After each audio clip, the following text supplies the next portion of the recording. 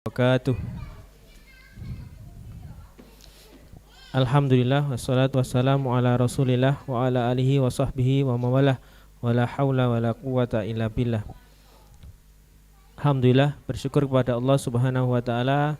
Malam hari ini kita berjumpa di majelis yang mulia ini, di majelis ilmu di malam Rabu ini di teras dakwah. Kita bersyukur karena bisa kembali mengkaji ilmu, dan sebenarnya di malam Rabu di teras dakwah ini ada kajian rutin atau kita namakan sekolah hadis gitu ya, sekolah hadis, dan membahas kitab Al-Adhkar wal Adab. Tapi qadarullah wa masyafa'al, pada sudah 4 pekan ini pengampu kita, guru kita Ustadz Ferry Septianto sedang sakit, positif COVID. Semoga ini jadwal hari ini, jadwal swab, cuma belum keluar hasilnya. Semoga negatif dan bisa kembali menyampaikan ilmu kepada kita semua di pekan depan, insyaallah. Nah, pada malam hari ini kita dibersamai oleh Ustadz Anton Ismunanto. Pada malam hari ini kita akan membahas hadis Jibril, seperti yang sudah ada di poster mengenal hadis Jibril. Hadis Jibril ini ada di kitab Arba'in Nawawi ya Ustaz. Hadis yang kedua. Nah, dia akan mensyarah atau membahas hadis ini, insyaallah nanti sampai tuntas, semoga bisa sampai tuntas karena panjang hadisnya. Nah, maka teman-teman diharapkan membawa catatan dan mencatat, mengikat ilmu pada malam hari ini. Kita mulai dengan membaca basmalah. Bismillahirrahmanirrahim. Kita niatkan ikhlas karena Allah untuk mencari ilmu. Kepada Ustadz Anton Ismunanto dipersilahkan. Ini kalau suara saya nggak jelas, saya diberitahu ya. Assalamualaikum warahmatullahi wabarakatuh. Bismillahirrahmanirrahim. Alhamdulillahirabbil alamin wa bihi nasta'in ala umurid dunya waddin, wassalatu wassalamu ala asyrafil anbiya'i wal mursalin Muhammadin wa ala alihi wa sahbihi ajma'in. Nama ba'du, Rabbana zidna ilma wa ruzuqna fahma. Allahumma anfa'na bima 'allamtana wa 'allimna ma yanfa'una wa na'udzubika min ilmin la yanfa'. Allahumma taqabbal minna innaka antas sami'ul alim wa tub 'alaina innaka antal ghafurur rahim. Allahumma rfa' 'annal waba wal bala wal ghala ya rahman ya rahim. Saudara sekalian rahmati Allah, alhamdulillah pada malam hari ini kita masih bisa berkumpul, diberikan kesehatan, diberikan kebugaran, diberikan keimanan serta semangat untuk mengkaji persoalan ilmu, ya kan? Nabi kita Muhammad SAW mengatakan, man yuridillahu bihi khairan yufaqihu fiddin. Jadi ketika kita diberikan semua hal itu, ditambah ada keinginan di dalam hati kita untuk mengkaji ilmu, itu berarti memang kita mendapatkan nikmat yang banyak. Lebih-lebih kalau berdasarkan hadis tadi, berarti Allah menginginkan kebaikan pada diri kita. Nah, salawat dan salam kita haturkan kepada Nabi kita Muhammad SAW, guru utama kita. Nah, saudara sekalian rahmati Allah, pertama-tama saya ingin mengucapkan terima kasih kepada Teras Dakwah karena alhamdulillah majelisnya berjalan lancar begitu. Alhamdulillah satu kitab sudah selesai. Ini semoga nanti kitab kedua juga selesai ini. Yang sudah ikut sejak kitab pertama siapa? Enggak ada? Oh, oke. Kalau ideal ya 1 selesai, 2 selesai. Karena asalnya belajar itu dalam Islam itu bukan model kurikulum, tapi menyelesaikan kitab gitu. Itu ukuran minimal itu. Tapi kalau mau ukurannya enggak minimalis tapi maksimalis, yaitu melazimi guru sampai bertahun-tahun. Itu. Saya pribadi ngaji kepada seorang guru itu 7 tahun. 7 tahun itu maksudnya masih baru 7 tahun itu. Sampai semakin belajar perasaan tambah bego aja gitu, karena semakin banyak yang tidak diketahui. Dan alhamdulillah majelis ini berjalan. Teras Dakwah dulu dikenal dengan tema-tema yang sifatnya populis itu ya, tapi alhamdulillah yang itu jalan, tapi kemudian yang juga series itu ada itu. Artinya semua lini yang bisa dipakai gitu. Itu masya Allah, itu luar biasa. Semoga nanti dicontoh oleh teman-teman yang lainnya di tempat lainnya sehingga berkembang di mana-mana. Sehingga umat Islam itu lapisannya itu bertingkat-tingkat loh. Bukan cuma orang bergerak semua atau cuma belajar semua, tapi semua lapisan itu ada itu. Nah, itu Masya Allah. Nah, sekalian kita akan bahas tentang hadis Jibril. Itu karena saya didadak, saya hanya akan membahas materi yang sudah melekat saja. Jadi yang apa namanya kan enggak persiapan begitu. Beda dengan Ustadz Ferry. Ustadz Ferry itu dulu santri saya. Jadi ketika kelas 6 itu santri saya. Tapi memang sejak dulu solih. Dan saya itu sebenarnya hanya pengasuh pengganti. Karena pengasuh utamanya ketika di kelas 6 itu pergi ke Madinah. Ternyata Ustadz Ferry-nya ke Madinah juga. Nah, itu dia. Pulang dari Madinah datang ke rumah itu. Kak, saya pulang gitu. Wah, alhamdulillah. Terus sudah adut di mana? Belum. Ke Mu'alimin, cepat itu. Terus kemudian saya menyampaikan ke Mas Ahid, ke teman-teman TD, dan alhamdulillah ada majelis. Alhamdulillah ada majelis yang serius itu loh. Jadi majelis yang sifatnya tematis terus berjalan, tapi yang serius itu juga harus kita munculkan di mana-mana. Apalagi menyelesaikan kitab gitu. Nah, alhamdulillah maka bisa kita lanjutkan ya. Tapi makanya nanti penjelasan saya simpel saja. Jadi kalau satu pertemuan selesai karena simpel itu. Kalau mau panjang nanti sama Ustadz Ferry. Nah, itu dia. Nah, dia memang di jurusan, jadi dia 2 tahun itu di Ar-Royah, kemudian sudah mengundurkan diri dari Ar-Royah Sukabumi, kemudian daftar ke Madinah, tapi sama Ar-Royah itu disuruh ngikuti kuliah syariah dulu setahun. Nah, itu dia, ngikuti kuliah setahun, tiba-tiba diterima Madinah, berangkat, jadi double itu. Dan kalau nggak salah hafalan Qur'annya juga sudah selesai, jadi dapat banyak itu. Dan kitab hadisnya tuh setahu saya punya Kutubus Sittah itu punya semua sanadnya. Jadi nanti kalau mau yang serius nunggu Ustadz Ferry sembuh, didoakan biar segera sembuh. Nah, saya yang ringan-ringan. Jadi meskipun lebih tua tapi yang ringan-ringan aja. Baik, kita masuk ke hadisnya ya. Jadi bunyinya begini kalau dalam Arba'in itu. An Umar radhiyallahu aidan. Oke, dari Umar juga. Karena hadis pertama Arba'in itu dari Umar bin Khattab kan itu kan. Kalimatnya begini.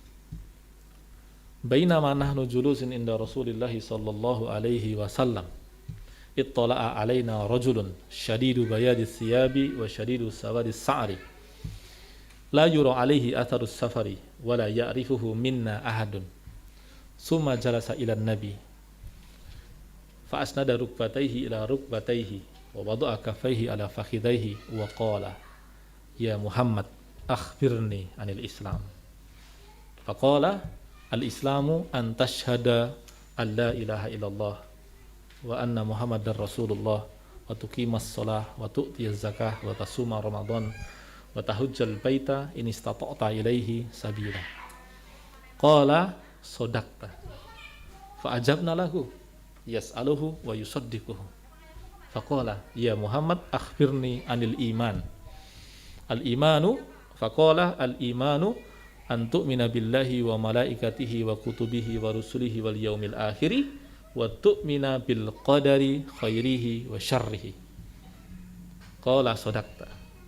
Faqala akhbirni anil ihsan. Faqala al ihsanu an ta'budallaha ka'annaka tarahu fa in lam takun tarahu fa innahu yaraka. Faqala akhbirni anis sa'ah. Faqala mal mus'ulu anha bi'a'lama minas sa'ili. Faqala fa akhbirni an ammaratiha. Faqala an talidal amatu rabbataha wa an taral hufatal auratal alata ri'a asya'i yatatawaluna fil bunyan. Fantolako farlabastu maliyan. Faqala ya Umar atadri manis sa'il. Terus kemudian Umar katakan mal mas'ulu bi an Allahu wa rasuluhu a'lam. Terus kemudian Rasulullah mengatakan faqala fa innahu Jibril atakum yu'allimukum dinakum. Rawahu Muslim. Baik adik sekalian, itu tadi hadisnya cukup panjang. Tapi hadis yang lebih panjang di dalam kitab-kitab hadis ada banyak. Jadi kalau kita lihat hadisnya kok panjang itu kan, hadis yang lebih panjang banyak. Maka kalau dulu tuh saya masih ingat aktivis-aktivis, saya kan termasuk aktivis 2005 sampai 2010 ya, generasi belianya tuh di masa itu. Teman-teman pada saat itu ada yang kemudian dengan bangga mengatakan saya baca Sahih Bukhari, saya baca Sahih Muslim. Dulu ketika saya, karena memang berkesempatan belajar Islam dengan bahasa Arab itu kan, kemudian pelan-pelan belajar pondasinya begitu, gumun itu. Kok hebat ya baca Sahih Bukhari gitu ya. Padahal mereka belum berkesempatan belajar bahasa Arab dan sebagainya dan sebagainya. Padahal kalau kita buka beneran itu ngeluh itu ngeluh. Misalkan bahasan tentang wahyu itu ada hadis yang panjangnya hampir 2 halaman tuh. Iki opo gitu. Dan bahasa Arabnya hadis itu berbeda dengan bahasa Arab biasa, apalagi bahasa Arab kontemporer. Dia padat dan banyak kosakata yang memang khas zaman itu. Makanya kenapa ada syarah hadis? Karena tidak semua kosakata yang dipakai Nabi itu adalah kosakata harian. Oke, makanya kemudian ada ilmunya kan makanya. Nah, itu tadi hadisnya segitu itu. Coba kita lihat terjemahannya ya. Jadi begini, dari Umar radhiyallahu anhu aidan beliau mengatakan begini, bainama nahnu julusun inda Rasulillah sallallahu alaihi wasallam, ketika kami duduk-duduk bersama dengan Rasulullah Muhammad sallallahu alaihi wasallam, ittala'a alaina rajulun, ketika datang kepada kami seorang lelaki, syadidu bayadis siyab, bajunya putih bersih. Saya tadi sengaja ganti karena untuk menunjukkan hadis itu saja. Saya ada kebiasaan pakai baju batik itu, tapi karena hadisnya ini membahas tentang syadidu bayadis siyab, bajunya putih bersih, meskipun baju saya enggak putih-putih amat, tetapi bajunya putih. Wasyadidu sawadi sya'ri, dan rambutnya hitam pekat. Nah, kata saudara-saudara kita NU, realisasinya pengamalan hadis itu adalah pakai peci. Kan hitam pekat kan. Jadi kenapa sebagian kalangan itu pecisnya enggak mau selain yang hitam, itu karena mengamalkan hadis ini. Ya pecis yang lain ya nggak apa-apa, nggak ada masalah. Itu. La yura alaihi atharus safari, pada dirinya tidak tampak bekas-bekas perjalanan, nggak kelihatan lelah, nggak kelihatan capek, nggak kelihatan berdebu, nggak ada. Wala ya'rifuhu minna ahadun, tapi kami tuh nggak ada yang kenal itu. Jadi dibilang orang asing ya enggak, tapi kalau dibilang orang sini, orang asing kenal. Oke, terus kemudian jalasa ilan Nabi, kemudian dia duduk dekatnya Nabi. Fa asnada rukbataihi ila rukbataihi, dia temukan dengkulnya dengan dengkul Nabi. Kan iki kanca Umar bin Khattab, beliau pasti batin iki sapa gitu. Kan itu kan. Dengkul ketemu dengkul coba. Wa wada'a kaffaihi ala fakhidaihi. Orang itu letakkan tangannya di atas paha Nabi. Masya Allah kan. Dan dia katakan, ya Muhammad, Muhammad, akhbirni anil Islam. Coba beritahu saya tentang Islam. Nah ini menariknya Nabi kita Muhammad SAW, karena beliau tidak berbicara hanya kepada satu kalangan, tapi kepada banyak kalangan, dari yang cerdas sampai yang terbatas. Maka beliau di dalam menyampaikan Islam itu tidak pakai bahasanya filosof, tidak pakai bahasanya teolog, tapi pakai bahasa yang Allah ajarkan, yaitu bahasa yang mirip-mirip dengan bahasa Quran, tapi tentu bukan bahasa Quran, bahasa yang indah tapi mudah. Meskipun kemudian seindah apapun tetap ada kata-kata yang sulit, tetap ada kata-kata yang sulit, karena yang namanya ilmu begitu, semudah apapun ilmu tetap ada bagian yang sulit. Nah, beliau ketika ditanya tentang Islam tidak memberikan definisi. Kalau beliau berikan definisi nanti jadinya buku diktat mata kuliah, ya kan? Nah, beliau katakan Islam itu antasyhadu alla ilaha illallah, kamu bersaksi bahwasanya tiada sesembahan selain Allah. Meskipun kata tiada sesembahan itu biasanya ditekankan dengan kalimat yang berhak dan layak gitu. Ulama biasanya mendefinisikan dengan bihaqqin, ya kan? Tidak ada sesembahan yang berhak dan layak selain Allah Subhanahu wa taala. Ada Muhammad dan Rasulullah, dan bahwasanya Muhammad adalah utusannya Allah. Wa tuqimas shalat, dan kamu tegakkan salat. Wa tu'tiyaz zakah, dan kamu bayarkan zakat. Wa tasuma Ramadan, dan kamu berpuasa Ramadan.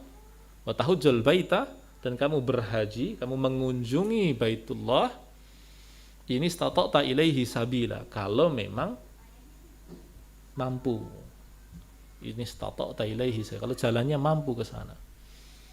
Nanti kata istita'ah di situ dimaknai banyak hal. Lalu kemudian faqala sodakta.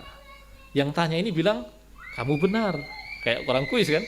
Makanya kemudian Umar belum mengatakan fa'ajabna lahu yas'aluhu wa yusaddiquhu. Kami kaget, dia yang tanya tapi dia yang benerin. Ini sebenarnya yang pintar Nabi apa malaikat apa yang tanya sih? Kalau yang tahu Nabi, kenapa orang ini benerin? Tapi kalau yang tahu dia, ngapain tanya? Ya kan? Maka ajabna lahu, kami gumun, kami kaget. Lalu kemudian pertanyaannya belum berakhir. Pertanyaan dilanjutkan dengan pertanyaan fa'ahbirni anil iman. Lagi-lagi Nabi tidak memberikan definisi, tapi belum menyebutkan variabel-variabelnya, menyebutkan bagian-bagiannya. Apa itu iman?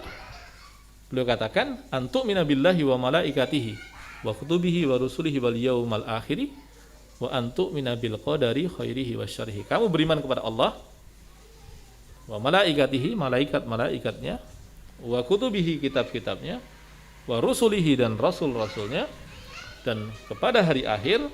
Lalu kemudian dengan penekanan lagi, dan kamu beriman kepada takdir baik dan buruknya. Kamu beriman kepada takdir baik dan buruknya, khairihi wa syarrihi.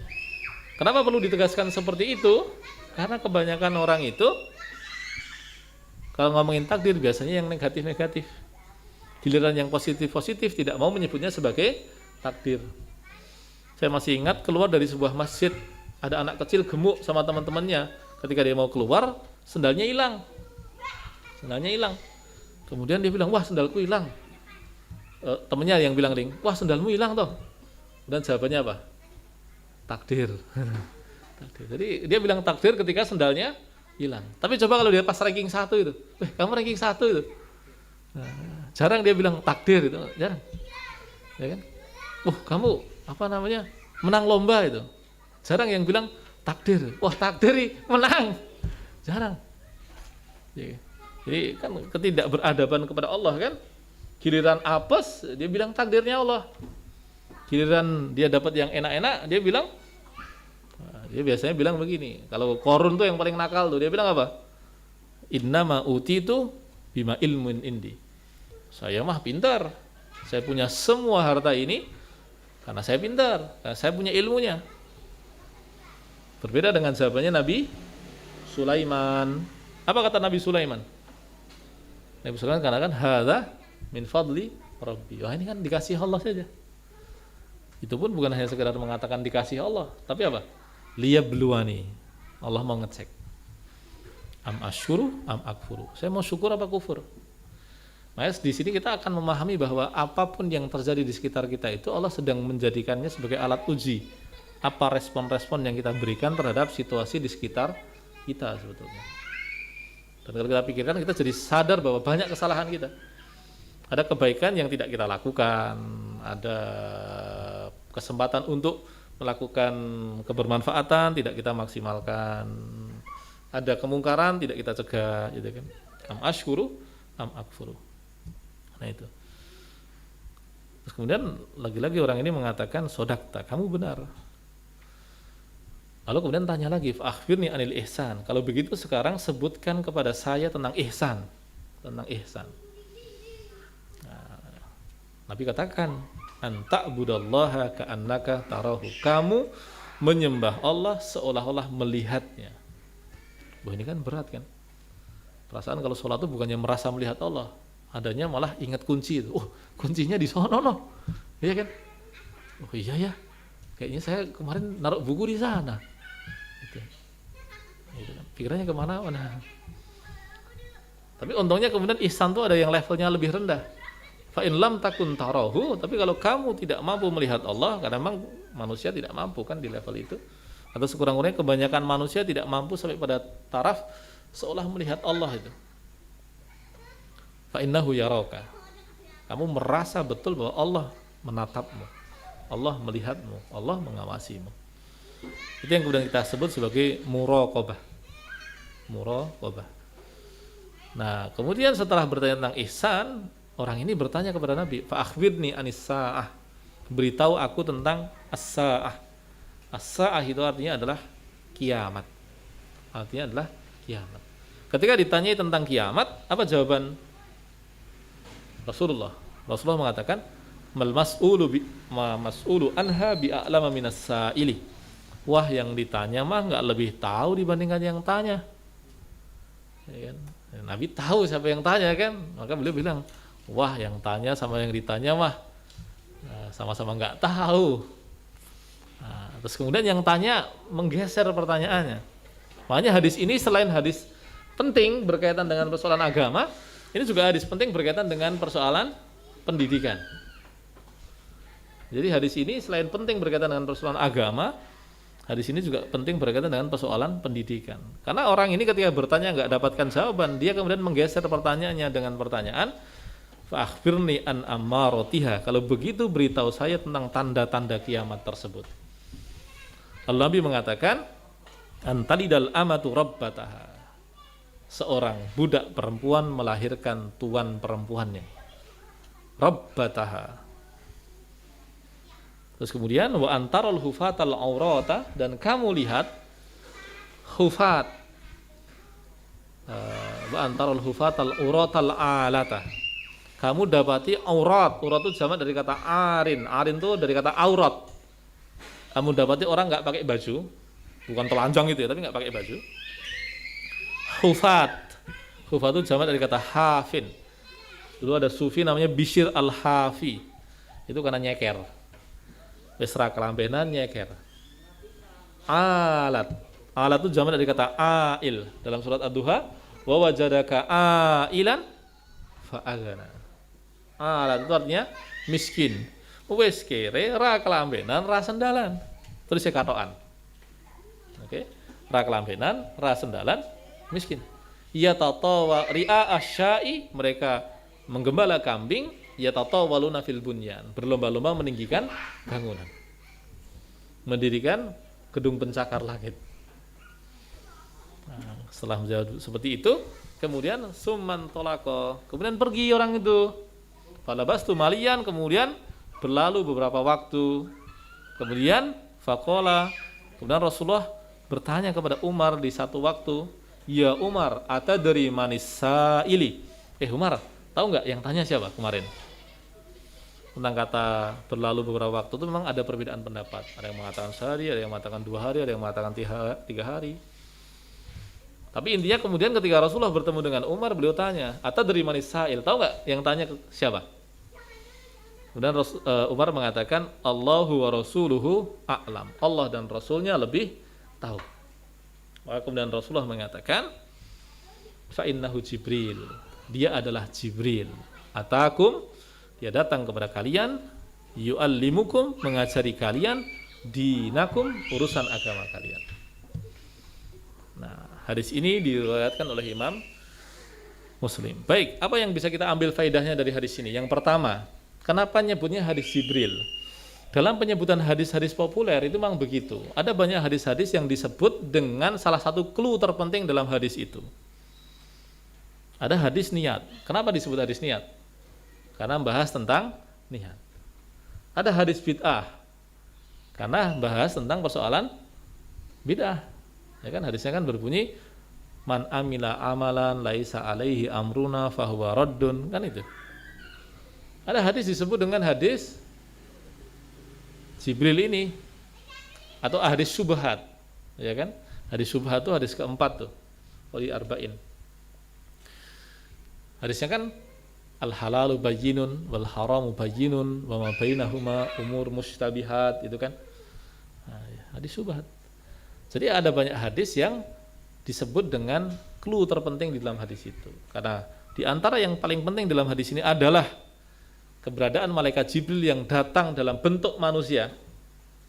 Oke, bentuk manusia sempurna gitu.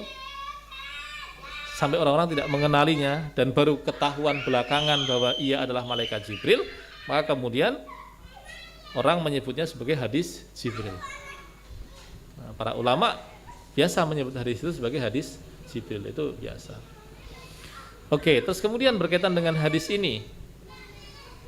Hadis ini disebut juga dengan Ummus Sunnah. Jadi kalau Al-Fatihah itu adalah ummul Quran atau ummul kitab, hadis ini disebut sebagai ummu as-sunnah. Ummus sunnah. Nah, itu dia. Karena apa? Karena dia membicarakan kerangka agama kita secara lengkap. Hadis ini bicara tentang kerangka agama kita secara lengkap. Dari zahirnya, batinnya, buahnya, ya kan? Termasuk kemudian persoalan-persoalan berkaitan dengan hari kiamat. Jadi disebut dengan ummus sunnah. Lalu apalagi faidahnya? Imam Nawawi, disinilah cerdasnya Imam Nawawi, Masya Allah ya. Kalau hadis niat adalah hadis pertama dalam Sahih Bukhari, maka hadis Jibril adalah hadis pertama dalam Sahih Muslim. Jadi cerdasnya beliau begitu. Hadis niat beliau letakkan di dalam yang merupakan hadis pertama dalam Sahih Bukhari, beliau letakkan sebagai hadis pertama dalam Riyadhus Shalihin. Terus kemudian hadis Jibril ini sebagai hadis pertama dalam kitab Sahih Muslim, beliau letakkan sebagai hadis kedua dalam Arba'in Nawawiyah. Jadi beliau memilihkan hadis-hadis terbaik.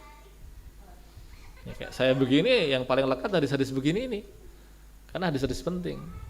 Kalau Ustaz Ferry hadisnya banyak dia, karena menekuni banyak hadis itu. Tapi karena saya tidak takhusus, tidak menekuni hadis, yang diingat yang pokok-pokok begini. Nah itu dia di situ. Lalu kemudian di dalam hadis ini bahasannya apa saja? Kalau kita cari garis besarnya, pertama ada bahasan tentang adab menuntut ilmu. Nah, itu yang pertama. Ada bagian-bagian dari hadis itu yang bahas tentang adab menuntut ilmu. Kemudian yang kedua itu berkaitan dengan tingkatan Islam seseorang, atau tingkat keislaman, atau bisa tingkat keberagamaan seseorang. Kemudian yang ketiga membahas tentang Islam sebagai amal zahir, membahas Islam sebagai amal zahir. Yang keempat dia membahas iman sebagai amal batin, membahas iman sebagai amal batin. Kemudian yang kelima dia membahas tentang ihsan. Ya kalau kemudian dibahasakan modern sebagai kualitas spiritual seorang muslim itu, kualitas spiritual tertinggi seorang muslim, atau tingkat ruhiyah tertinggi seorang muslim. Dan yang keenam dia bicara tentang tanda kiamat. Bicara tentang tanda kiamat. Oke, apalagi? Dia juga bicara tentang malaikat Jibril. Malaikat Jibril. Nah, itu diantara pokok-pokok bahasan di dalam hadis ini. Nah, mari kita coba uraikan di antara faidah dari masing-masing itu. Yang pertama berkaitan dengan adab menuntut ilmu. Nah, berkaitan dengan adab menuntut ilmu, di situ kita temukan apa? Satu, orangnya bersemangat. Saking bersemangatnya, dia nggak peduli di situ siapa, dia datang cari tempat paling depan. Ya kan? Dia orang baru. Ya kan, sampai Umar bin Khattab ini batin loh, membatin loh Umar bin Khattab beliau. Iki wong iki saka ngendi? Kok tiba-tiba datang ke depannya Nabi langsung, coba? Karena di dalam hadis yang lain disebutkan berkaitan dengan orang yang hadir di dalam majelis ilmu, ya kan? Siapa yang datang di barisan terdepan, siapa yang malu-malu, siapa yang berpaling, itu kan disebutkan dalam hadis yang lain. Tetapi yang pasti orang ini mengajarkan kepada kita ketika ada di majelis ilmu, cari tempat paling depan. Disitulah kemudian semakin bersemangat kita, semakin antusias kita, semakin rakus kita terhadap ilmu, maka faidah yang didapatkan juga akan semakin banyak. Oke. Lalu apalagi adab menuntut ilmu yang bisa kita pelajari dari hadis itu? Pakaian. Meskipun saya juga ngomong begini ini sembari mengingat, saya ini termasuk orang yang banyak beraktivitas di jalan begitu, sehingga kalau hadir ke majelis ilmu itu pakaiannya tidak sempurna.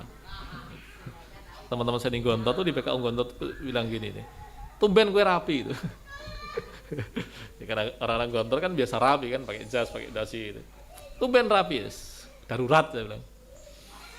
Tapi gitu, apa buktinya? Lihat, bajunya putih bersih. iya kan? Terus kemudian rambutnya hitam pekat. Nah, itu dia menggunakan baju terbaik. Lalu kemudian di situ kita juga belajar tentang metode bertanya. Bertanya itu to the point. Penting, bertanya itu jangan muter-muter itu. Karena apa? As-su'alu nisful jawab. Pertanyaan itu separuh jawaban. Nek pertanyaannya bingung, len jawab ya bingung. Saya dengar cerita dari muridnya Latas tuh. Ada Bang Rizal, lalu Dr. Nizam, beliau pejabat kementerian di Malaysia, ngobrol. Gimana Dr. Nizam itu? Prof. Latas itu, kalau kita tanya, itu dikonfirmasi dulu. Kalau sampai pertanyaan kita nggak jelas atau salah, dimarahi kita. Ada orang tanya, makanya kemudian sampai Bang Rizal, beliau baru S3 di Kesis begitu, menyelesaikan disertasi di sana. Kalau ada yang tahu yang menerjemahkan Prolegomena itu ketika mau tanya kata Bang Rizal itu diskusi dulu, pertanyaannya bener nggak? Pertanyaannya bener nggak? Sampai segitunya. Tapi ya tentu standarnya tidak perlu setinggi ini. Tapi sekurang-kurangnya kita ketika mau tanya, kita jelaskan dulu, kita tuh mau nyari apa?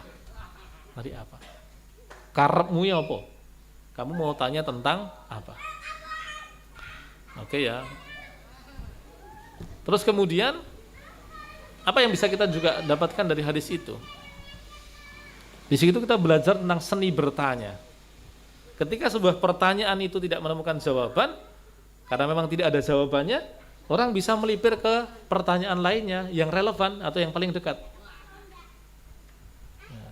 Kayak tadi malaikat Jibril, beliau bertanya kan, pertanyaannya ketika kiamat nggak ada jawabannya, beliau tanyanya apa? Yaitu akhbirni an amarotiha. Kalau begitu saya beritahu cluenya apa, tanda-tandanya apa, yang bisa mengantarkan saya pada pengetahuan tentang hal itu apa. Nah itu dia, seni bertanya. Lalu kemudian di situ kita juga belajar tentang apa? Seni mengatakan tidak tahu. Itu ada kalimat bagus tuh.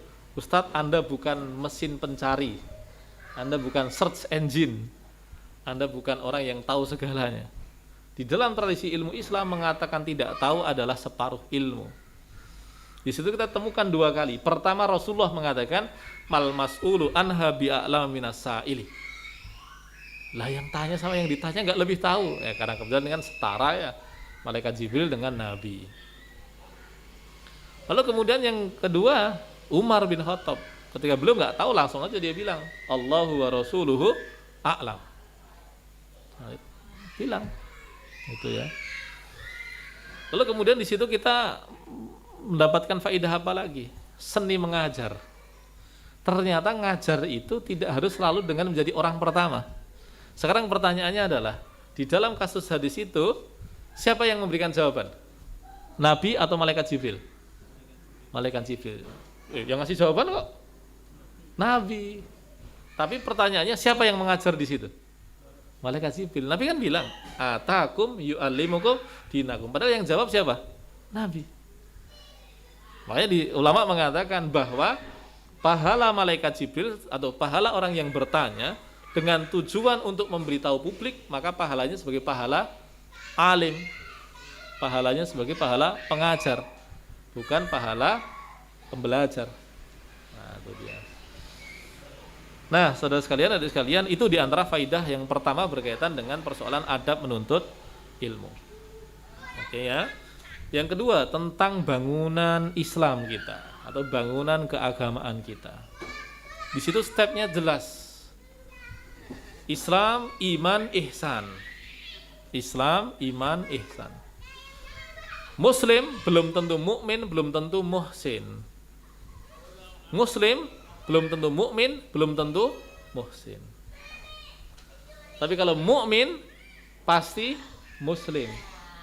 Tapi belum tentu menjadi muhsin. Oke? Tapi kalau muhsin pasti dia mukmin, pasti dia muslim. Nah, sekarang pertanyaannya adalah apa beda Islam dengan iman? Beda atau sama? Sama atau beda? Langsung aja ke jawabannya yang diajarkan ulama. Jika dua kata atau lebih, biasanya dua kata ya.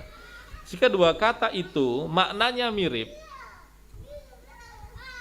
kemudian dia disebutkan sendirian-sendirian, maka maknanya adalah keduanya.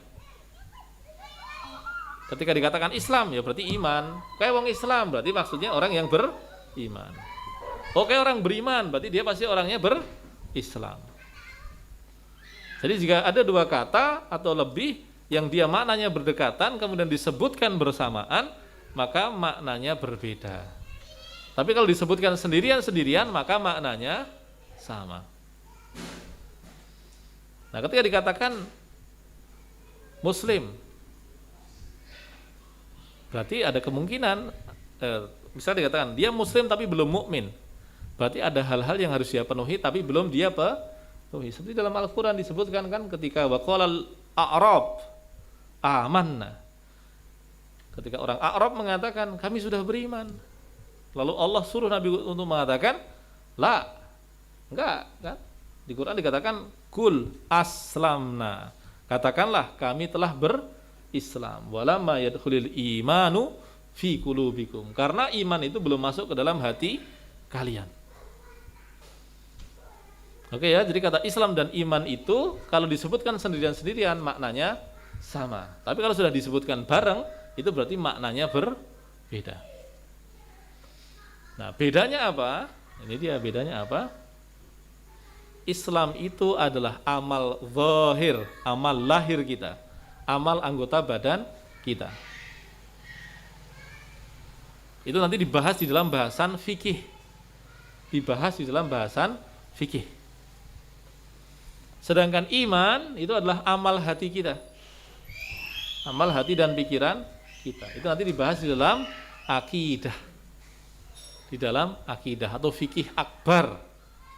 Ada ulama yang nyebutnya sebagai fikih akbar, ya nggak apa-apa. Apalagi yang ngomong ulama, kalau kita mah ngikut aja kan.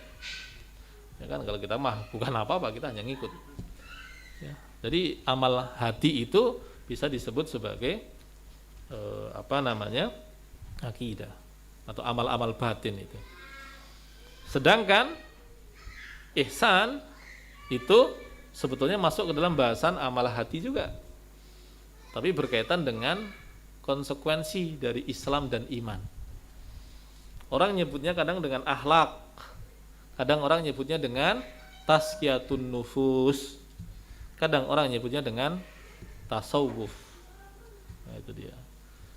Bagi ulama yang menggunakan istilah ini, Islam, iman, dan ihsan itu adalah fikih, akidah, dan tazkiyatun nufus atau fikih, kalam, dan tasawuf. Itu tingkatan. Nah, karena dia tingkatan, maka tadi sudah kita sebutkan, orang bisa jadi sudah di satu tingkat tapi belum di tingkat yang lain. Jadi sekarang dia sudah berislam, dia sudah sholat, dia sudah zakat. Apalagi ketika situasi besarnya dunia Islam kuat, orang yang tidak menampilkan Islam itu akan tersingkir dari masyarakat. Itu maka ketika dia berislam, dia sudah sholat, dia sudah zakat, dia sudah puasa, tapi di dalam hatinya belum ada keimanan, maka dia disebut muslim, tapi bukan mukmin. Dan yang paling bahaya adalah kalau dia sudah melakukan yang zahir, yang lahir, tapi ternyata batinnya benci kepada Allah. Tapi biasanya nggak benci sama Allah, biasanya bencinya kepada Rasulullah, atau benci kepada kaum muslimin, atau benci kepada hukum-hukum Islam. Itu biasanya disebut sebagai munafik. Tapi secara zahir dia muslim. Tapi kita nggak bisa mengatakan orang secara terang-terangan munafik, karena konsekuensi munafik itu sama dengan kafir. Konsekuensi munafik itu sama dengan kafir. Oke ya. Semua kata munafik dalam Al-Quran itu artinya kafir. Baru di hadis kata munafik itu maknanya adalah ada munafik akidah, ada munafik akhlak. Tapi semua kata munafik dalam Al-Quran artinya adalah kafir. Oke ya. Ya, tadi misalkan dia sudah sholat, sudah zakat, sudah puasa, semuanya dilakukan, tapi benci pada Nabi, pengen Nabi kalah perang, pengen Nabi itu terbunuh dalam peperangan, pengen kaum muslimin kalah. Nah, itu dia zahirnya muslim, tapi secara batin dia munafik. Nah, berkaitan dengan munafik, ya, di zaman Nabi yang tahu tentang orang munafik itu hanya satu orang. Namanya adalah Hudzaifah. Dan beliau tidak memberitahukan siapapun. Bahkan Umar pun ketika bertanya tidak diberitahu. Ora oleh. Umar mau tanya enggak boleh. Karena Nabi mengajarkan kita untuk menghukumi manusia berdasarkan zahirnya. Berdasarkan zahirnya. Makanya kalau kita ada yang mencurigakan ya waspada saja. Tapi tidak kita bilang wah kayak nanti itu. Wallahu a'lam. Nah, itu dia. Tapi ada satu orang munafik yang sangat terkenal kemunafikannya. Siapa? Abdullah bin Ubay bin Salul. Itu saking dia perilakunya kelihatan banget, anaknya aja nggak suka. Abdullah bin Ubay bin Salul itu nggak suka sama bapaknya karena bahkan dia sampai bersikap kasar sama bapaknya. Sampai kemudian Abdullah bin Ubay lapor ke Nabi, anak saya nih kurang ajar nih. Ya Nabi diam aja.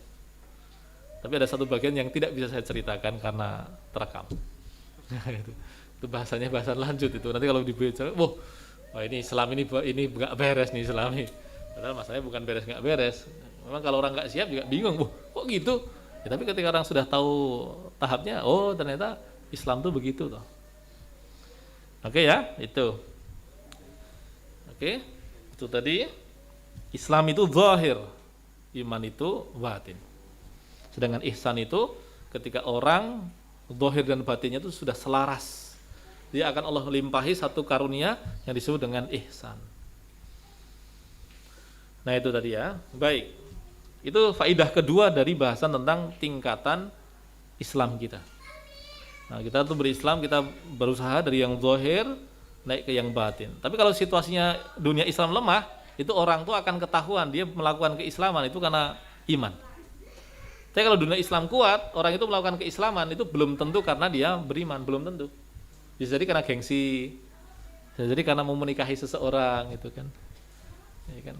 Tapi ketika dunia Islam lemah, ketika orang bebas melakukan kemaksiatan dan kekufuran, orang itu melakukan keislamannya, amal-amal zahirnya itu kemungkinan karena memang berangkat dari iman.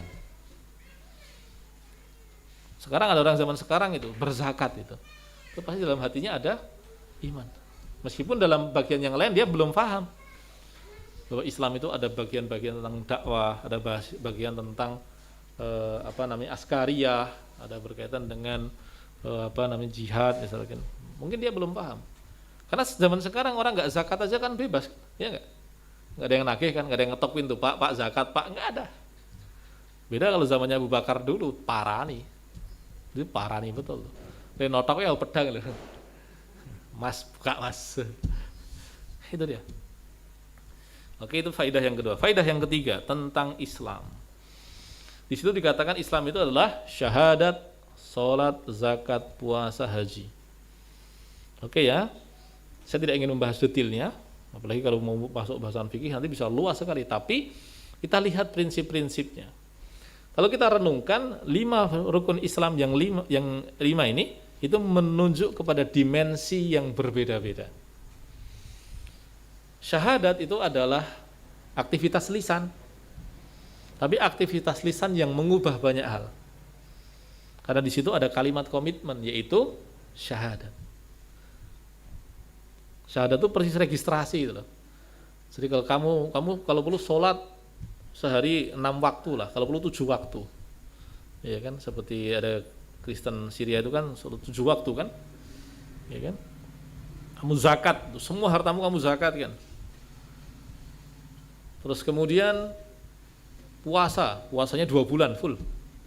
Haji tiap hari. Betul? Canggih kan?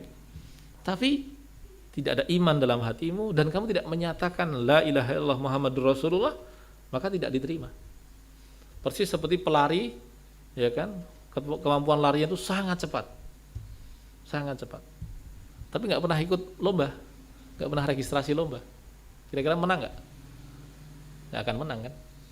Di Instagram tuh ada kejadian lucu, ada pelari gitu, yang nyoteng itu larinya ternyata lebih cepat itu. Padahal bawa alat syuting itu. Ini sambil batin tuh, kok boleh melayu lebih banter itu. Itu dia. Lisan, dan lisan dalam Islam itu tidak sembarangan. Orang kafir Quraisy tidak mau bersyahadat karena mereka tahu konsekuensinya. Dan kalau orang masuk Islam dengan lisannya, orang juga bisa keluar dari Islam dengan lisannya. Makanya kenapa kita bahas pemikiran gitu misalkan, karena kita hati-hati jangan sampai buat ungkapan yang bisa membuat kita keluar dari Islam. Kita masuk Islam dengan lisan, maka kita bisa keluar dari Islam dengan lisan. Oke? Tetapi yang membuat orang keluar dari Islam bukan hanya lisannya saja. Oke ya. Karena ketika orang masuk Islam dengan lisannya, ada hal-hal yang lain yang harus dia penuhi. Lalu kemudian ketika ada hal-hal yang lain yang tidak berkaitan dengan lisan tapi mengandung kekufuran, maka dia juga bisa membuat orang keluar dari Islam. Oke? Nah, karena dia berupa lisan, maka ibadah-ibadah lisan di dalam Islam itu banyak. Ibadah lisan di dalam Islam itu banyak.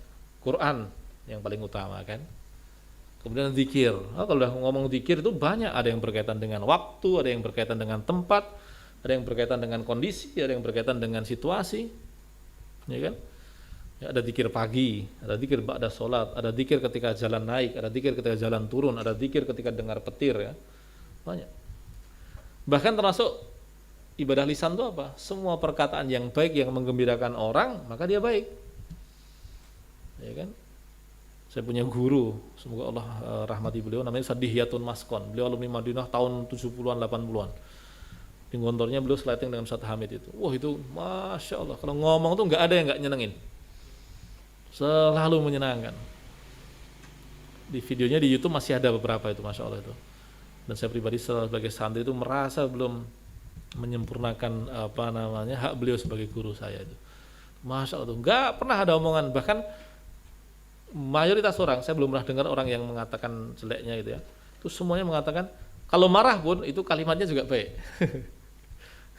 Hanya nggak tahu, hanya yang nggak tahu diri yang nggak tahu kalau beliau marah. Gitu. Ya, semua perkataan yang menggembirakan itu bisa menjadi amal. Termasuk turunannya apa? Tulisan. Nah itu dia. Zaman sekarang ketika orang bebas membuat tulisan itu, itu hati-hati. Mending buat status yang membuat orang ketawa secara mubah daripada buat status yang mengandung kerusakan. Karena ngetiknya sama, energinya sama kan? Yang satu dapat pahala, yang satu lagi dapat dosa. Nah itu. Adapun sholat, saudara sekalian, adik sekalian, itu adalah ibadah badaniyah. Ibadah badaniyah. Yang dominan adalah badannya.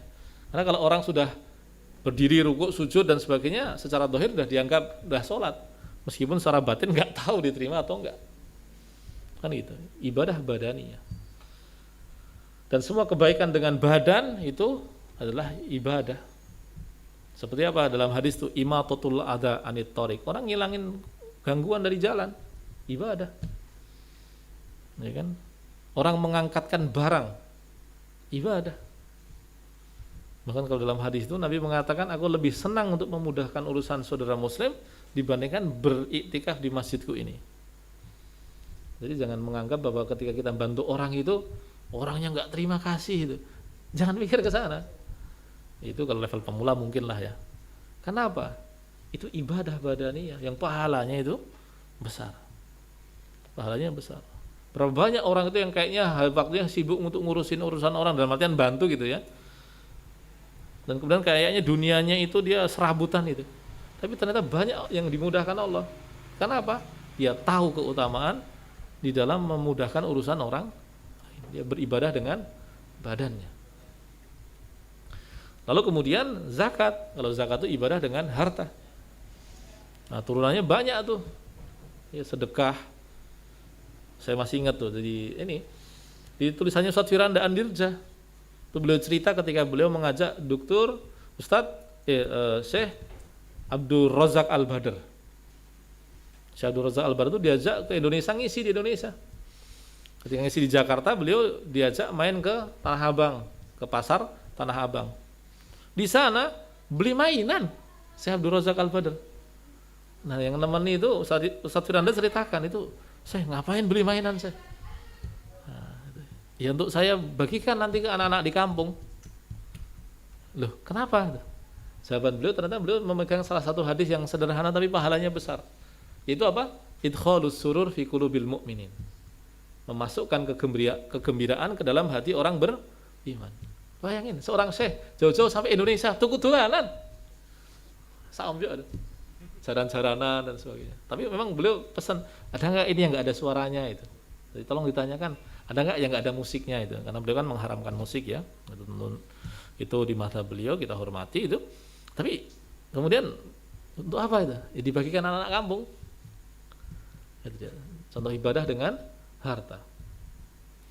Lalu kemudian puasa. Nah, puasa itu memang kemudian kalau kebanyakan ulama memasukkannya ibadah dohir ya. Hanya kemudian kalau kita cermati yang lebih dominan dalam puasa itu adalah ibadah batini ya, ibadah batin. Oke. Meskipun semua ibadah itu tetap ibadah batinnya itu penting sekali kan. Tapi puasa itu termasuk ibadah batin. Atau kalau kita mau geser ke yang sama-sama dohir, ibadah puasa itu termasuk ibadah yang namanya ibadah tarkiyah. Ibadah dengan cara tidak melakukan sesuatu. Ya enggak? Karena orang puasa itu nggak makan, nggak minum, tidak melakukan hubungan seksual dari fajar sampai petang. Itu tarkiyah, ibadah tarkiyah. Jadi sebagian ibadah itu dilakukan dengan diamalkan dengan melakukan sesuatu, sementara ibadah yang lain diamalkan dengan tidak melakukan sesuatu. Dan puasa adalah induknya hal itu. Nah, sedangkan haji adalah ibadah yang menggabungkan semua hal itu. Ada ibadah lisan di situ, ada ibadah harta di situ, ada ibadah anggota badan di situ, ada ibadah tarkiyah di situ. Kalau nggak bisa, nggak berangkat kita. Nggak ada duit, nggak berangkat haji. Ada duit, fisiknya nggak kuat, nggak berangkat haji. Ada duit, fisiknya kuat, kendaraannya nggak ada. Ya kan? Jalan laut baru kering, jalan udara baru banyak petir misalkan.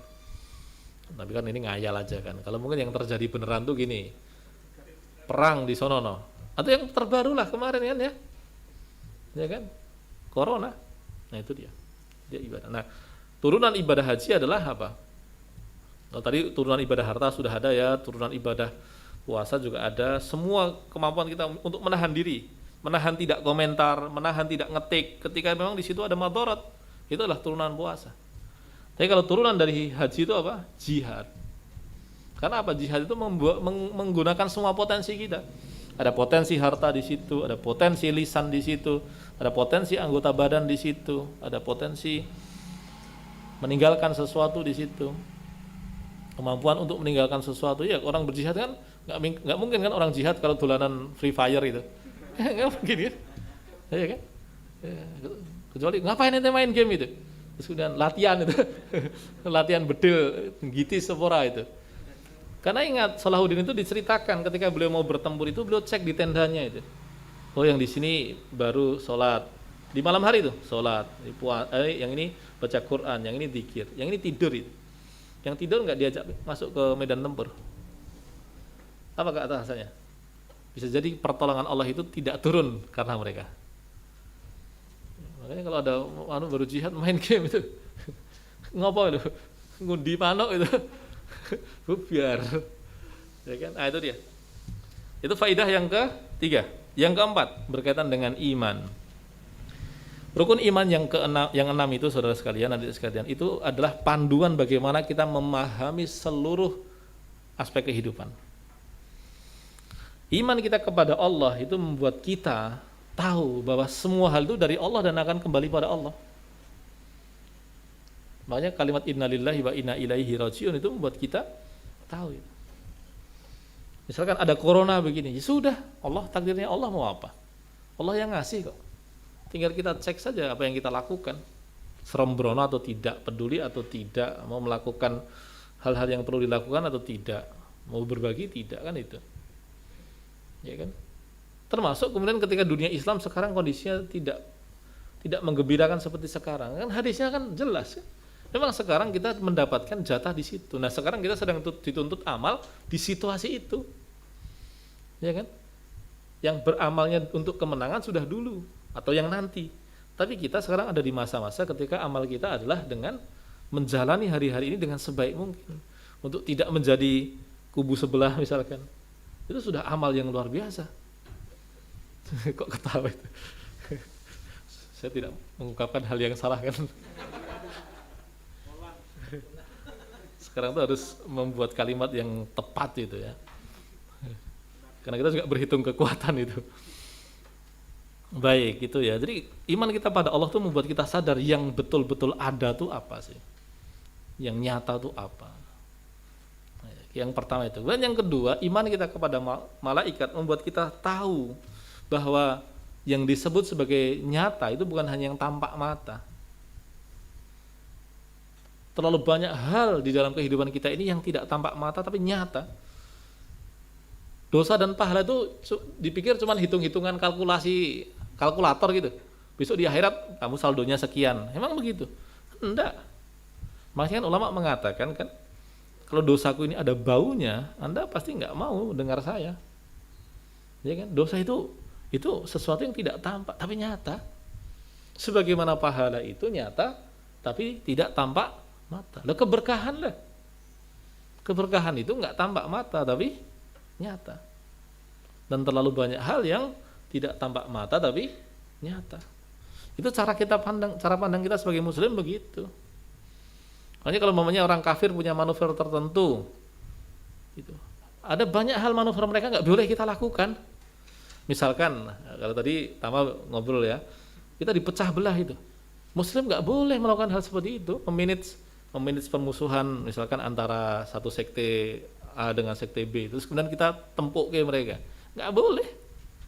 Mereka bisa saja melakukan hal itu kepada kita, misalkan yang Muhammadiyah dengan NU ada beda pendapat apa, benturkan.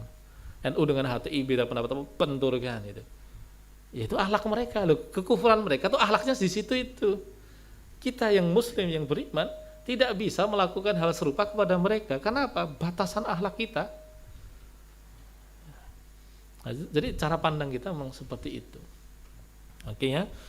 Terus kemudian iman kita kepada kitab itu membuat kita tahu bahwa kita punya sumber rujukan. Mau dunia berubah seperti apapun, kita punya rujukan yang tetap. Mau semua orang suka laki-laki sama laki-laki, kita bilang itu semua batil meskipun kita tinggal sendirian. Minimal ketika situasinya sangat tidak memungkinkan, minimal kita dalam hati kita masih menyimpan kesadaran bahwa itu batil. Makanya kan dalam kata ulama, al-jamaah itu bisa jadi cuma satu orang, tapi dia benar. Jadi kan Ibrahim itu apa? Ibrahim itu apa? Ummatan, padahal cuma satu orang. Nah itu dia. Adanya kitab, iman kita pada kitab membuat kita tahu yang benar itu sudah ditegaskan. Mau sampai lebaran monyet pun kebenarannya akan seperti itu, yang salah ya begitu itu. Mau semua orang sepakat untuk mengatakan laki-laki boleh nikah sama laki-laki, bahwa yang namanya parenting itu nggak harus cewek begitu. Kan barusan muncul ya gambar itu kan di salah satu IG yang aneh-aneh itu. Ya terserah aja mereka, tapi kita sangat yakin bahwa itu batil. Nah itu dia, karena kita punya kitab, dan kitab itu adalah panduan kebenaran kita. Lalu kemudian apa lagi? Iman kita pada Rasul. Kita punya tokoh, punya sosok yang kita contoh. Kita ngikut ulama itu, karena apa? Karena ulama itu yang menunjukkan bagaimana kita mencontoh Nabi. Tapi di puncaknya adalah Nabi. Intinya Nabi. Makanya para ulama, para ustadz itu tidak boleh berdakwah kepada dirinya, pada kelompoknya, tapi pada mengikuti Nabi Muhammad, kepada Islam. Karena semua upaya kita untuk mengajar berdakwah itu apa? Biar orang melihat ke Nabi. Karena Nabi itu contoh paling ideal hidup manusia. Makanya kalau kemudian kita nyontoh Nabi, tidak ada dalam benak kita konsep misalkan pensiun itu ya. Setelah pensiun ya sudah nggak ngapa-ngapain, itu nggak ada. Pensiun itu cuma tabadulul amal saja, ganti kerjaan. Dan kalau yang namanya kerjaan itu bukan sekedar pekerjaan yang berkaitan dengan uang. Kalau ada orang berpikir sekolah tenanan ya kan, nanti nikah, punya anak, bekerja, mapan, punya rumah, punya kendaraan, kemudian pensiun, menikmati masa tua begitu, berlibur kemana-mana, itu konsep masyarakat industri, bukan konsep orang yang mengikuti Nabi Muhammad SAW. Kalau kita ngikutin Nabi, pasti cari celah dimanapun dia berada, pasti ada tempat untuk ada Islam di situ. Kalau bahasanya teman-teman kita NU, saudara-saudara kita NU itu bagus. Orang Indonesia itu bedanya dengan beberapa saudara muslim yang lain itu apa? Mangkal di mana? Mesti ada pengajian. Gitu. Makanya kalau saudara-saudara muslim kita yang misalkan dia sekolah di Belanda, di Inggris itu mesti ada pengajian. Itu kan sebenarnya kan salah satu amal yang tidak dimiliki oleh saudara muslim kita yang lain, tapi sesuai dengan Islam. Kenapa? Asalnya selama di situ ada muslim berkumpul, maka majelis ilmu itu harus ada. Itu kan konsep ya, konsep tentang hidup. Termasuk ketika kita mengimani Nabi, konsep bahagia kita, konsep hidup ideal kita itu mengikuti mereka. Termasuk kemudian kalau kita beriman kepada hari kiamat, kita akan tahu bahwa ada hitungan, semua ada hitungannya. Ada hitungannya. Semua nikmat yang kita rasakan di dunia nanti ada yang lebih besar lagi nikmatnya. Dan semua rasa sakit di dunia ini besok ada yang lebih besar lagi. Makanya kemudian di antara cara hidup kaum muslimin dulu apa? Menyedikitkan nikmat yang dirasakan di dunia biar diganti yang lebih banyak di akhirat. Dan bahkan pada batas tertentu merasakan sebagian rasa sakit di dunia begitu agar terhindar dari rasa sakit yang lebih besar di akhirat nanti. Itu konsepnya sampai segitunya tuh mereka. Sedangkan iman kepada takdir membuat kita menyadari bahwa ada, jadi gini, takdir itu pemahamannya gini, semua hal ada ketetapan dari Allah. Tapi ada ketetapan yang bisa kita upayakan, ada yang tidak bisa kita upayakan. Yang kita bisa upayakan, kerjakan. Yang tidak bisa kita upayakan, pasrahkan. Makanya salah satu perkataan yang paling menarik itulah perkataan Hasan Al-Basri. Kenapa kamu sibuk beribadah?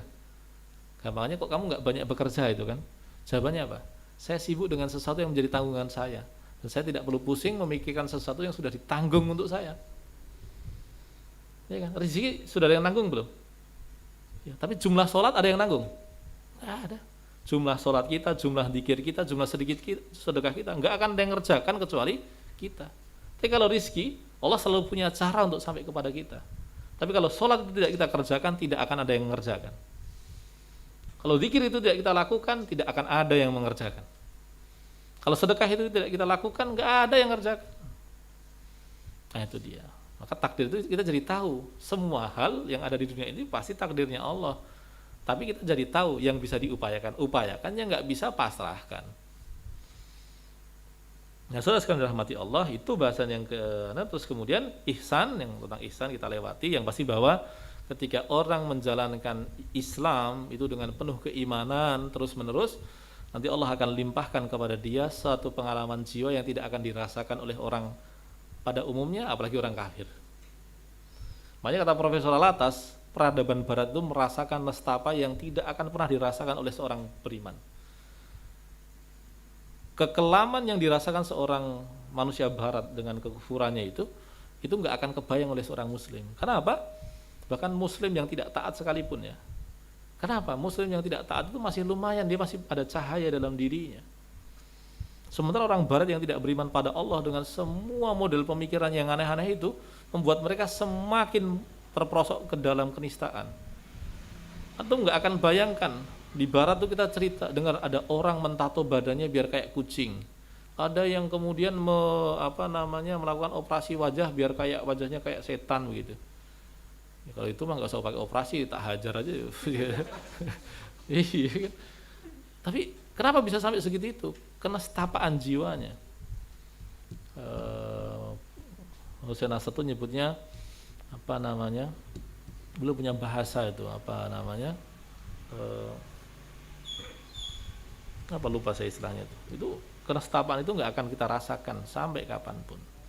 Tetapi ketika kita menjalankan Islam kita dengan keimanan, dengan hati yang hadir, dengan akal yang menyaksikan, dengan tubuh yang sempurna begitu, akan ada pengalaman jiwa yang tidak akan dirasakan oleh orang umumnya, apalagi orang kafir. Itu sesuatu yang dilimpahkan Allah kepada diri kita. Dan itu yang disebut sebagai ihsan. Nah, berkaitan dengan kiamat, pembahasan kiamat itu begini. Kalau kita ngomong tanda kiamat, itu ada yang pernah terjadi dan tidak terulang, ada yang terjadi berulang-ulang dan semakin besar, dan ada juga yang akan terjadi nanti. Yang sudah terjadi dan tidak terulang, lahirnya Nabi Muhammad, kan nggak akan terulang kan, besok lahir lagi loh Nabi Muhammad, kurang kerjaan antum. Ya kan? Yang kedua, misal kenapa? Api yang berkobar di daerah Irak. Kan pernah ada api besar sekali, puluhan meter tuh. Tuh yang kemudian sampai di Hijaz tuh kelihatan tuh, bayangin. Tuh, itu terjadi dan tidak akan terulang. Adapun peristiwa yang sifatnya terjadi berulang-ulang dengan intensitas makin besar, itu seperti yang disebutkan tadi. Melihat budak perempuan yang melahirkan tuan perempuannya, atau melihat orang miskin tadi, miskin jadi gampang ini, miskin, randu duit, ora kelambenan, ora sendalan, angon wedhus, pamer bangunan. Nah itu sebetulnya tiap zaman tren-tren begitu ada, tetapi semakin zaman akhir itu dia semakin besar. Dia semakin besar. Nah salah satu makna dari tuan perempuan atau budak perempuan melahirkan tuannya itu adalah kedurhakaan kepada ibu. Kedurhakaan anak perempuan kepada ibunya. Itu sesuatu yang kalau kita mau jujur masuk bahasan ini ya, kita tahu standar kita berbakti itu jauh sekali dibandingkan orang dahulu. Masih ingat gak hadis yang kemudian orang dibukakan pintu guanya itu, yang apa namanya, hadis tentang tawasul, ketika pintu pintu batu yang menutup gua itu bergeser dengan sendirinya. Masih ingat? Salah satu baktinya pada orang tua apa? Gak berani dia ngetok pintu. Anak sekarang bisa bukan gak berani ngetok pintu, digedor itu. Karena memang standar kita berada pada orang tua itu sangat jauh terdegradasi. Itu sampai segitunya. Nah, artinya bahwa fenomena kedurhakaan pada orang tua itu tiap zaman ada. Tapi dari waktu ke waktu menjadi semakin lebih besar, dan nanti di akhir zaman itu betul-betul anak perempuan itu menjadikan orang tuanya, ibunya itu sebagai budaknya. Itu betul-betul terjadi. Nah, itu adalah fenomena tanda akhir zaman yang terus bertambah dan menjadi besar. Sedangkan fenomena orang miskin yang suka mempermewah diri itu tiap zaman ada, tapi nanti di akhir zaman tuh makin kelihatan, makin tampak. Adapun tanda akhir zaman yang akan terjadi di akhir zaman, nah sudah paham semua ya, matahari misalkan, bukan mall ya, matahari itu dan sebagainya sudah paham lah ya itu.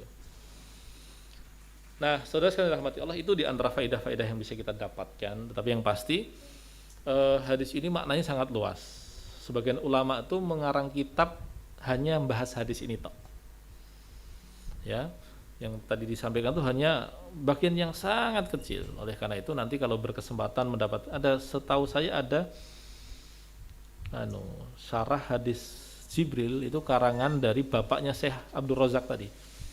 Karangannya Syekh Abdul Muhsin, itu 1 jilid, enggak terlalu tebal tapi lumayan lengkap. Nanti silahkan dicari untuk menyempurnakan faidah.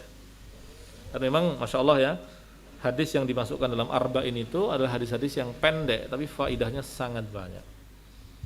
Itu ada kawan itu orang NU tuh, dia itu sambil jualan itu dia bilang numpuk tuh syarah hadis Arba'in itu segini tuh, ada sekitar 12 atau 13 judul. Dia bilang alhamdulillah dulu di pondok menyelesaikan 3 itu, tapi sisanya ini saya mau jualan, kata dia. Tapi di sini kita paham bahwa hadis Arba'in ini termasuk hadis yang faidahnya banyak. Meskipun hadis-hadis yang lain juga ada yang faidahnya banyak, hanya yang disebut dalam hadis Arba'in itu termasuk hadis yang disebut sebagai ini poros agama, madaruddin. Jadi madaro alaihi ad-din. Nah itu mungkin bahasan kita malam hari ini sekedar sederhana saja ya. Semua sudah itu ya, bahasan tentang adab sudah, bangunan Islam, kemudian Islam, iman, ihsan, kiamat, sudah ya. Nah, insya Allah sudah lah ya. Itu semoga menjadi manfaat bagi anda sekalian dan pahala bagi kami. Barakallahu li wa lakum wa sallallahu ala nabiyyina Muhammad. Ya, jazakallahu khairan katsiran kepada Ustadz Anton Istun Munanto, sudah menyampaikan kepada kita hadis Jibril dan syarah, walaupun beliau sebut nggak lengkap tapi isinya daging semua gitu ya. Kalau di YouTube isinya daging semua. Jadi setiap kalau kita kajian itu sebenarnya daging semua memang. Nggak usah ngobrol ngalor itu kalau pas ikut kajian itu isinya daging semua. Apalagi kita bisa merutinkan di setiap malam Rabu ini ya, di kajian hadis Al-Adhkar wal Adab ini, dan sebelumnya yang kita sudah bahas hadis Arba'in itu daging semua. Dan memang kalau diulang-ulang, walaupun kita sudah membahas hadis yang dulu pernah kita bahas bersama Ustadz Ferry, sekarang dibahas lagi sama Ustadz Anton, pasti ada ada dagingnya. Ada sesuatu yang ada banyak faedah yang bisa kita dapatkan lagi begitu ya. Dan kalau pas bersama Ustadz Anton itu biasanya memang kita gemes gitu pada diri sendiri. Terus pulangnya itu terus berapa hari terus lupa biasanya. Nah itu yang jadi HPR kita. Kita memang harus sering-sering ikut kajian, makanya begitu. Nah begitu, barangkali ada yang mau bertanya, dipersilahkan. Ya, monggo Mas Tama.